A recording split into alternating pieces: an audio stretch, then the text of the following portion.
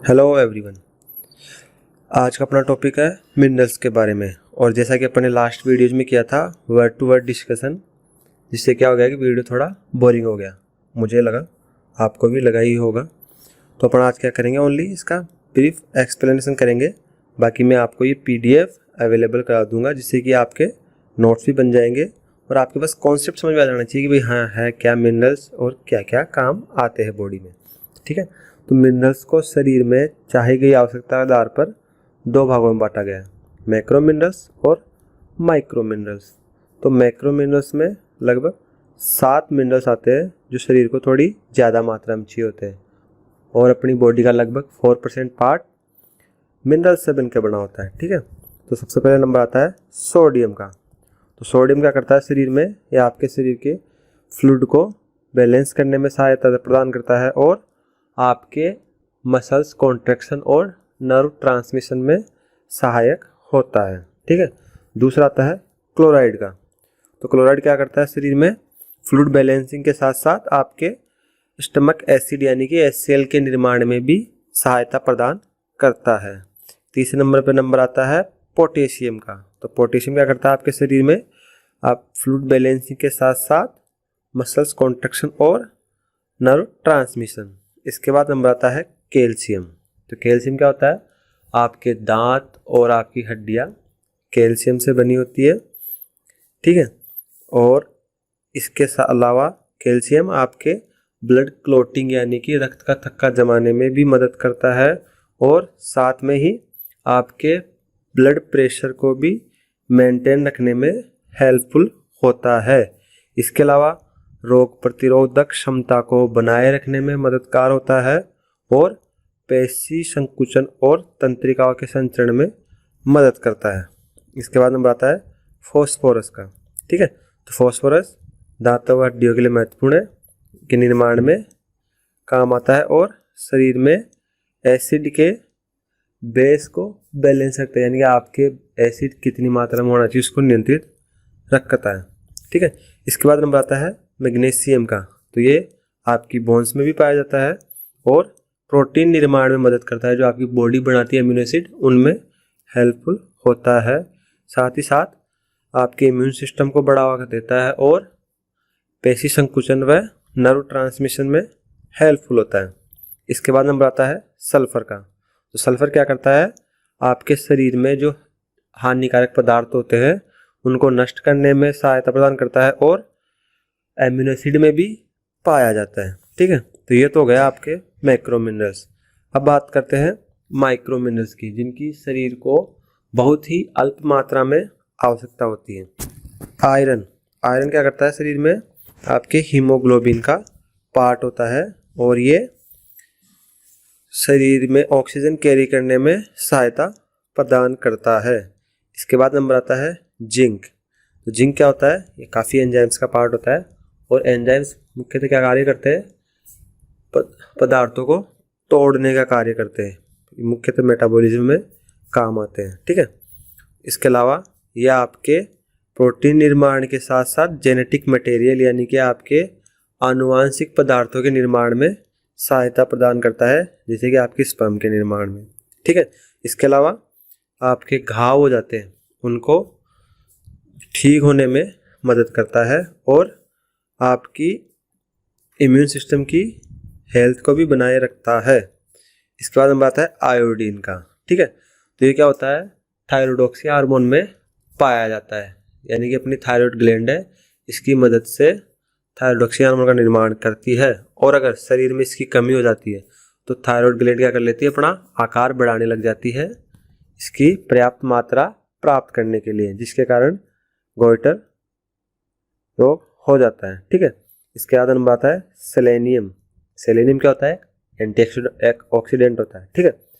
इसके बाद नंबर आता है आपके कॉपर का।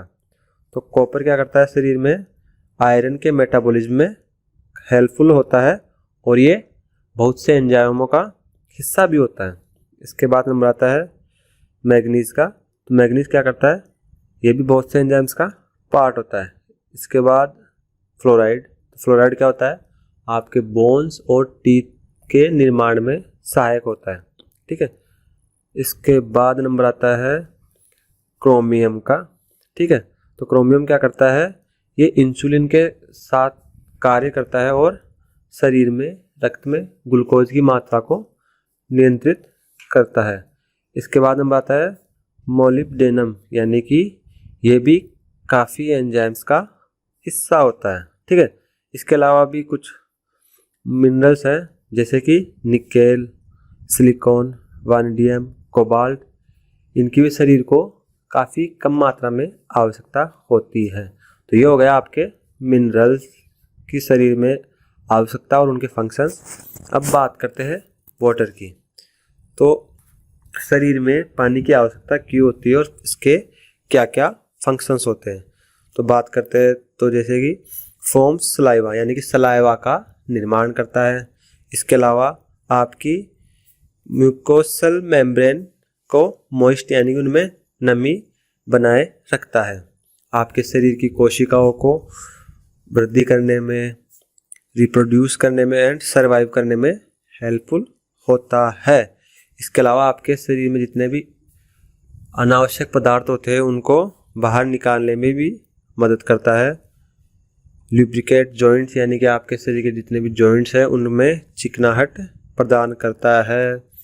Act as a shock absorber for brain and spinal cord, यानी कि आपके मस्तिष्क और आपके मेरुरज्जु को शॉक अब्जॉर्वर यानी कि आघात सहन करने में मदद करता है। Convert food two components needed for survival, यानी कि डाइजेशन में भी मदद हेल्पफुल होता है। इसके अलावा शरीर में ऑक्सीजन को डिलीवरी में सहायता प्रदान करता है और शरीर के लगभग सभी पार्ट्स का मुख्य भाग होता है। तो देखते देखते अप्रोक्सीमेटली मेल अडल्ट होते हैं उनमें 65% तक पानी होता है, वही फीमेल की बात करें तो लगभग 60% पानी होता है बॉडी का। ठीक है, तो ये अपन बात करिए अप्रोक्सीमेटली, यानी कि लगभग बात कर रहे हैं कितना होता है। अगर बात करें बच्चों की तो बच्चों में लगभग 80% के आसपास होता है। वही बात करें अपन वृद्ध की अबव 50 के बाद में तो ये लगभग 55 के आसपास या 50 के पास आ जाता है। तो ये तो हो गई पूरी बॉडी की। अब बात करते हैं ऑर्गन्स की। तो ब्रेन का लगभग 83% पानी से बना होता है, आइज़ का 95%, हार्ट का 75%, किडनी का 83%, लंग्स का 85%, ब्लड का 94% और मसल्स का 75% पानी से बना होता है। इसके अलावा आपकी बोन्स होती है उनमें भी लगभग 23% पानी होता है। तो ये हो गई उनके ऑर्गन्स में पानी की मात्रा की। अब आपका दूसरा टॉपिक आता है कि ड्यूरिंग एक्सरसाइज शरीर का हाइड्रेट होना क्यों आवश्यक है। तो अगर हाइड्रेट नहीं होगी तो बॉडी आपके जो फंक्शंस है पानी के वो प्रॉपर काम नहीं करेंगे। जैसे कि एक्सरसाइज के तौर पे अपन क्या होता है कि जॉइंट्स होते हैं उनको लुब्रिकेट करता है पानी। तो अगर आपके शरीर में पानी की कमी होगी तो आपके जॉइंट्स में, मुंह में भी दिक्कत आएगी। उसके अलावा शॉक ऑब्जर्वर का काम करता है। ठीक है, तो एक्सरसाइज करते टाइम पे स्पाइनल कॉर्ड में और ब्रेन में आघात लगेगा।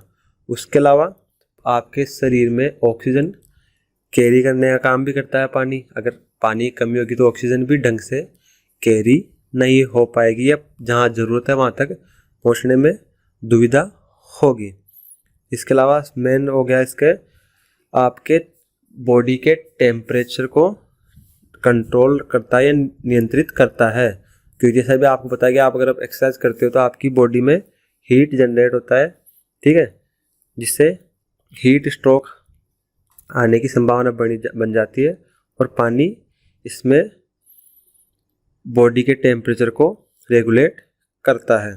ठीक है, अगर ज़्यादा गर्मी होगी तो पसीने के थ्रू बॉडी को टेम्परेचर को मेंटेन करने की कोशिश करता है। ठीक है, तो ये हो गया ड्यूरिंग एक्सरसाइज हाइड्रेट रहने के फ़ायदे। बाकी आप इसमें आप इस टॉपिक के हिसाब से अपनी लैंग्वेज में भी लिख सकते हो। आप समझ गए पानी के फंक्शंस क्या होते हैं। तो ड्यूरिंग एक्सरसाइज अगर आपके शरीर में पानी की कमी होगी तो कौन कौन से फंक्शन प्रभावित होंगे और इस पे परफॉर्मेंस पे क्या फ़र्क पड़ेगा। ठीक है, ये हो गया आपके